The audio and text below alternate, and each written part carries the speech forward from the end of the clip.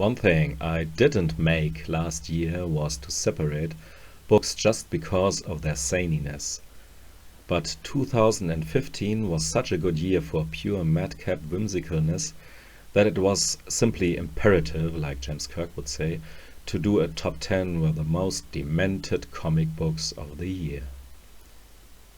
I'm starting relatively tame here with Peter Bagg's Sweatshop, a sort of reality cartoony series about a slaveholder type of cartoon editor and his motley crew of comic mercenaries. Written by Bagg, but only partwise drawn by himself, the artists involved include Johnny Ryan, who happens to appear further on in the top 10 again. Sweatshop is overall a fun read, even though it can't compare to Bagg's Buddy Bradley comics. Number 9, and a certain notch wackier, The Auteur, Book 1, President's Day. I am cheating a bit here because the fine print in the book says that the trade came out already in 2014, but I'm pretty certain that it was available over here not before the beginning of 2015.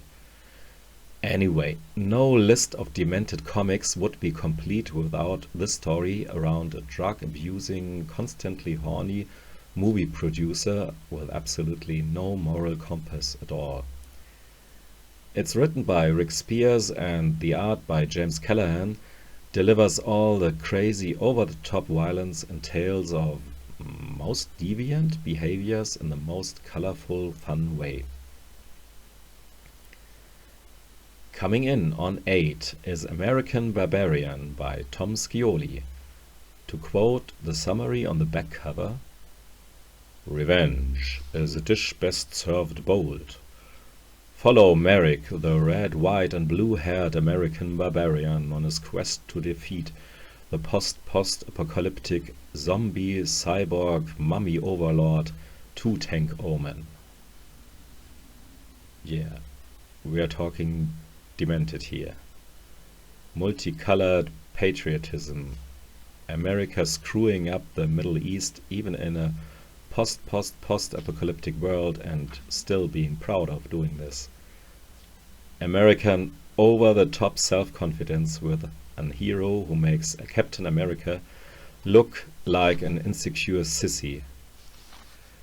This is from the same artist that gave the world Transformers vs. G.I. Joe and Godland, so you get an almost unhealthy doses of Kirby channeling here without any antidote. Whacked out fun galore. Rank 7 for the higher cultivated ones among you. I've got 2 books from Michael DeForge, the 7th installment of his series Loose and the collection called Dressing. 2 books of highbrow entertainment for art snobs like you and me. About all things you never knew about sex, Christmas, aliens, cross-dressing, birds with small dicks and other stuff you never dared asking about. DeForge is one of, if not the greatest, experimentators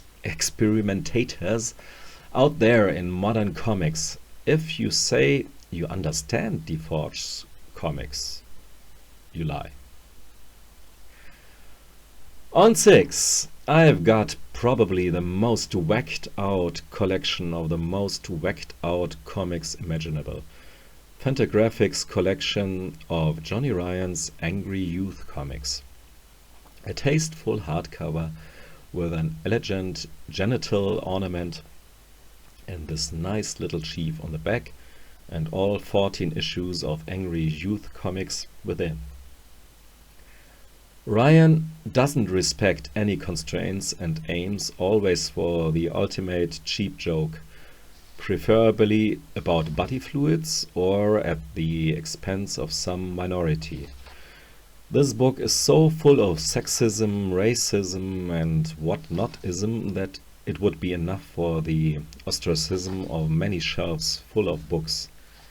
It literally insults every minority or majority that isn't on the tree when you're counting to 3.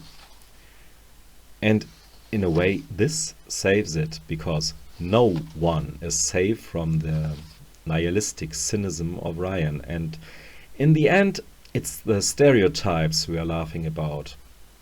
So maybe it's cathartic, but to be honest, I can understand if somebody disagrees. This book is certainly not recommended for anyone whose vocabulary contains political correctness. But if you have orifices, don't know to pronounce this. If you have openings in your body and you are looking for new ideas what to do with them, get this collection. Coming in on 5, The Superannuated Man from Ted McKeever. About a man in a, again, post-apocalyptic world that has evolved without the humans. So it has a remotely similar premise like Planet of the Apes, but it wouldn't be McKeever if it wouldn't be much, much darker and stranger. So honestly, even if it is not so long ago that I've read this book, I'm quite unable to give you a sufficient summary of McKeever's narrative, except that it's really crazy and really good, and McKeever's art is fantastic as always, as you can see. Mark Bell's Troppy is on place 4. This seems to be Bell's most coherent story to date. In fact, this seems to be a very good entry point into his zany universe of fold-out figures and cardboard machineries. It's one long story about the struggle and challenges of one Stroppy, and even though it might looks like Sesame Street on acid, and the characters look cuddly, cute and charming, the story is actually a pretty dark and cynic fable about the state of our world and modern society. Rank 3, Grip, The Strange World of Man. Gilbert Hernandez, Black and White. Dark Horse, People Without Skins, Skins Without People, People with Skins of other people, sci-fi, crime, crossover, girls with an eye patch, girls with large boobs, okay, I already said Gilbert Hernandez, explosions, violence. I guess if I would be able to give you a coherent and precise summary, it wouldn't be a book from Gilbert. Did I say totally whacked out? I guess so. On 2, it's Ur from Eric Haven. Or Haven? A cute little gem of a crazy comic.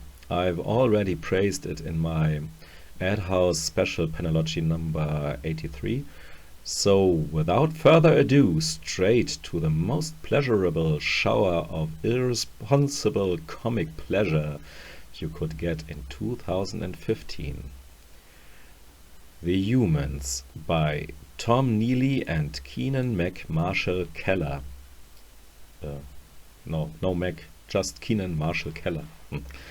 I've mentioned Planet of the Apes before, but here it's the most used point of reference, even though it's easier to say that it's just, and even more precise, that it's just a comic about a biker gang and the pastimes, shenanigans and skirmishes of the members of that gang. It just happens that all gang members are apes.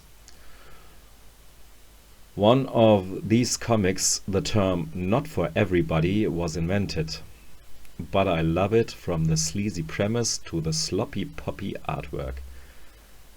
So, that's it for now. Next time we are leaving the funny shores of light-hearted adult entertainment, and I'll take a look at the best crime books from 2015.